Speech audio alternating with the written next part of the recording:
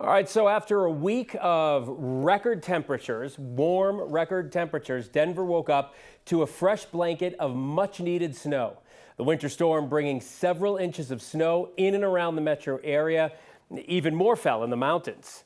In typical Colorado fashion, however, as the snow moves in, so does the sunshine. Still, Denver is seeing a huge temperature drop today, from highs in the 60s to temps hovering at the freezing mark for much of the day. Colorado's high country is seeing heavier snow totals. This is a live look over I-70 near Vail Pass. The roads look pretty good right now. Still, conditions are expected to be slick. Thanks for joining us, everyone. I'm Phil Lipoff. And I'm Kim Christensen. We want to get right over to 9 News meteorologist Jaden Knowles. And Jaden, the snow is not going to be here very long. No, as a matter of fact, it's already gone. You're not seeing so much outside. We saw lots of sunshine this afternoon. But the sunshine, I hope it didn't fool you, because those temperatures were still pretty chilly for this afternoon's high. Overall, though, the next 3 days, warming right back up. We have a high-pressure system that's continuing to build in, and that's the reason we're going to continue seeing those unusual warm temperatures for this time of year. Overall, though, some of the snow totals that we did see, it really wasn't a whole lot, but I hope everyone is just excited to see some snow, because we haven't seen some in so long. Boulder up to 3 inches. Westminster about 2.5. At the airport officially 2.2 inches. But here at downtown, we really just saw about a trace. It was very quick, that band of snow that moved through early on this morning. Satellite and radar, of course, nice and dry, seeing lots of sunshine, a beautiful sunset right now. Temperatures are starting to drop back down. 24 at the airport, 33 in Central Park, and also 29 degrees in Centennial. Here's your temperatures across the entire state. We are seeing the low to mid 20s for the eastern plains, teens across the high country. Those windshield values are very chilly as well. Feels extremely cold, so definitely bundle up if you have any outdoor plans for this evening. The next couple of hours, temperatures are going to plummet all the way down to the low 20s as well as the upper teens, but warming right back up, as I mentioned, as we head into next week, especially the middle of next week. We could see some 60s returning to the forecast. We'll have more details about that later in the show. Now our locals are ready for some snow, and I think we're all excited for that to happen. Mother Nature has granted some Christmas wishes for people up at Loveland Ski Area. Loveland received 3 inches of much needed fresh powder overnight. They really could use it. It's been a disappointing season so far for conditions in the mountains. Only about 14% of the ski area is open. All of that snow will hopefully lead to the ability to open up more parts of the mountain. Northbound I-25 is back open after a crash closed the highway for several hours this morning, just as the snow started to make things slick. This happened on I-25 at 120th Avenue in North Glen. Police there say a semi-truck and a car crashed, injuring several people who were all taken to the hospital and expected to be okay. Police have not said how many people were injured. The cause of that crash is still under investigation. A massive winter storm is dumping several inches of snow in some of the busiest travel days of the year. More than 30 million people are still under some sort of winter weather alert right now. Across the Midwest and the Northeast, at least 2 million people are under blizzard warnings in the Midwest, where winds could gust up to 60 miles per hour. It's plenty windy here today. People in New England are expected to see rain and freezing rain tonight into tomorrow, all of that leading to major headaches for travelers trying to get home for the holidays. FlightAware reports nearly 6,000 flights delayed across the U.S. and more than 500 cancellations. I now have about a 4-hour wait. We take off at 1:30 in the morning, I want to say, and I'm not landing until about 3:30 in the morning. I just want to make it home to my own bed tonight.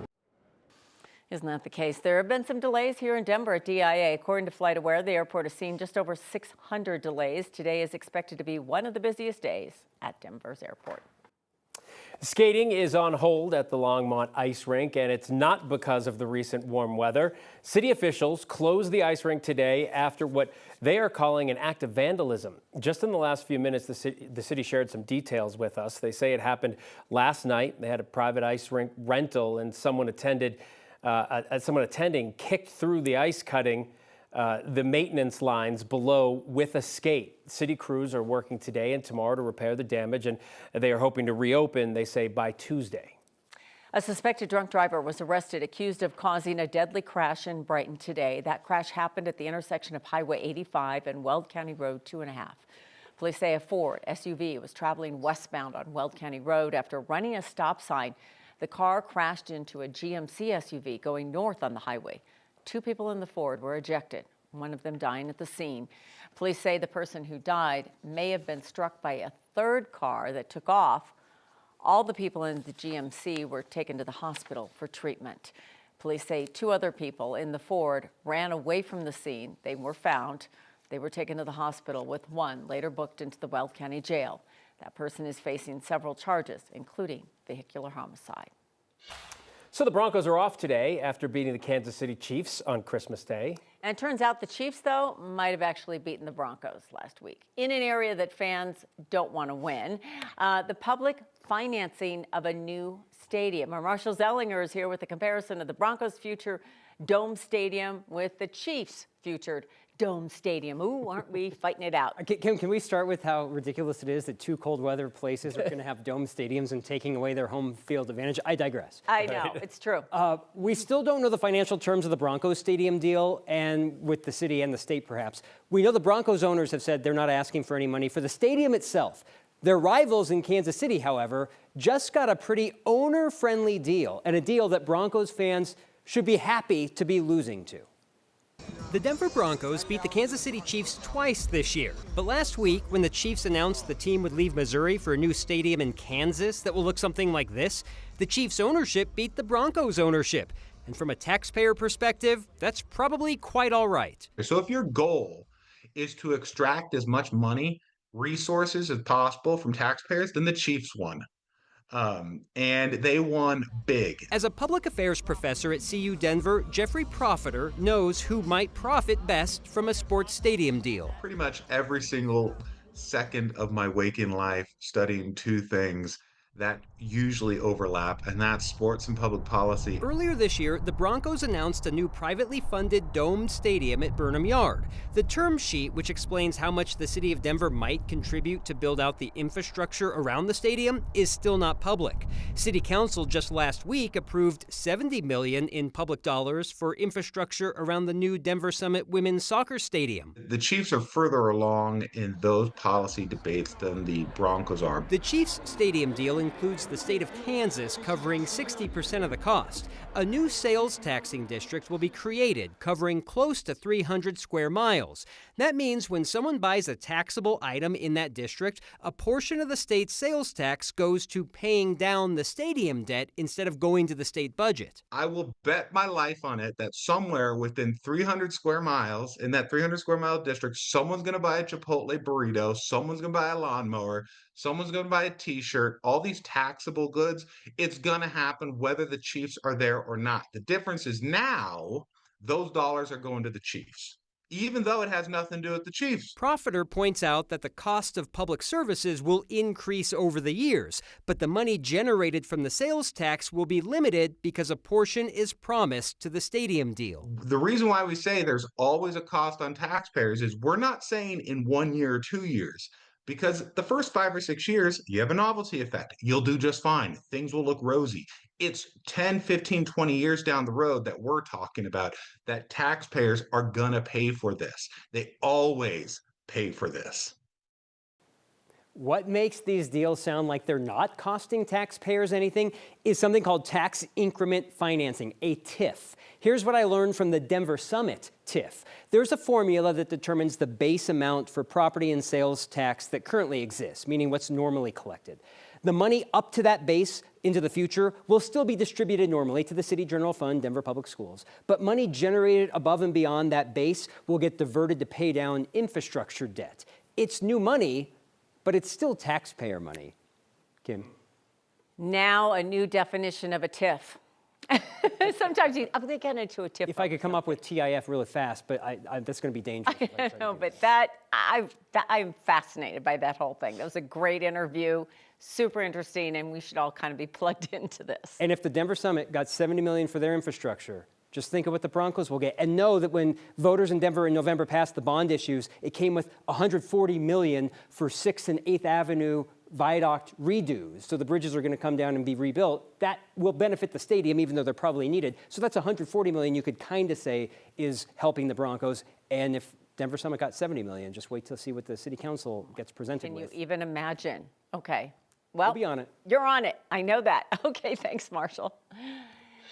The University of Colorado may have found a man to replace Rick George and lead its athletic department. According to several reports, the Buffs are looking at New Mexico Athletic Director Fernando Lobo for the role, and 9 News sports anchor Chris Tavares is here to tell us more about it. Yeah, Fernando Lobo, a bit of an unknown name in collegiate athletic circles. Again, he's only been at New Mexico for 1 year, but he's apparently a really good fundraiser, which in today's world of college athletics, it all comes down. Like the #1 requirement. How much money can you bring in? Lobo has a lot of experience in collegiate athletics, but again, not a ton running an entire department. He only has 1 year under his belt as New Mexico's AD, but his 1 year in Albuquerque leading the Lobos was a successful one. The football team went 9-4 this year with an overtime loss on Friday to Minnesota in its bowl game.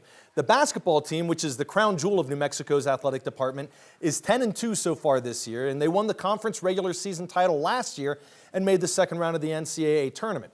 Under Lobo's guidance, the Lobos won 6 Mountain West titles last year, which was the most of any school in the conference. He also made new hires for both football and men's basketball, which, as we already told you, have had great success in their short time on campus.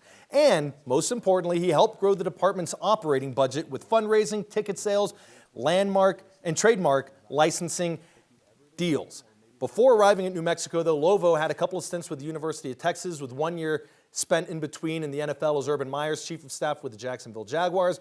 He also spent time at Houston and Ohio State. His entire collegiate administrative path has been tied to Urban Meyer and one of Urban Meyer's assistants in Tom Herman. That's why he was at Houston and the University of Texas the first time, went back with Meyer in the NFL, but that one season in Jacksonville didn't work out, and then went back to UT and kind of started cutting his teeth more on the entire athletic department side of things instead of just focusing on football as a chief of staff or whatever. Well, he's got big shoes to step into. Yep. And Rick, I know they talked about Rick George staying till the end of the year, trying to kind of guide whoever this replacement is, because Rick did a whole heck of a lot. He helped his tenure, and now we really need to work on Prime and a lot of other issues. Yeah, the athletic department right now definitely feels like it's in flux for CU, and a guy like Fernando Lobo, who's only 37 years old, pretty young to be an AD, is going to need some guidance, especially at the Power 4 level. Yeah.